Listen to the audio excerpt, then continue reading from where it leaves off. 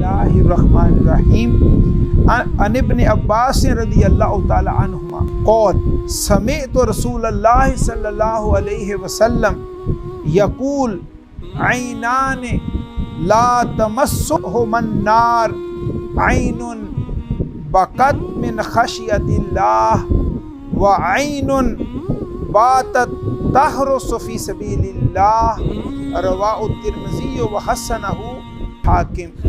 یہ حدیث پاک عبداللہ بن عباس رضی اللہ تعالیٰ عنہ سے روایت ہے۔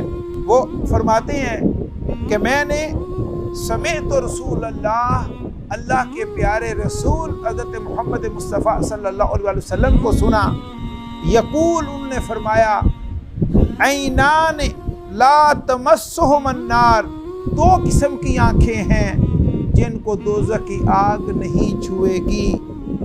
عین بکت من خشیت اللہ، ایک وہ آنکھ جو اللہ کے خوف میں روئی، آنسو بہائے اس نے، وعین اور دوسری آنکھ باتت تحرس فی سبیل اللہ، جو اس نے جاگ کر رات گزاری اللہ تعالیٰ کے راستے میں حفاظت کرتے ہوئے، اللہ کے دین یا اللہ کے دین کی سرحدوں کی حفاظت میں وہ رات ساری رات جاگی، وہ دوسری قسم کی آنکھ بھی دوزخ کی آگ نہیں دیکھے گی۔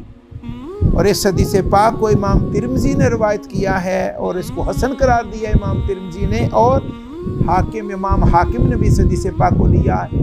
اللہ رب العزت ہمیں اپنے خوف میں رونے والی آنکھیں عطا فرمائے اور اپنے دین اور اسلام کی سرحدوں کی حفاظت میں راتوں کو جاگنے والی آنکھیں عطا فرمائے۔ وما علینا الا البلاغ۔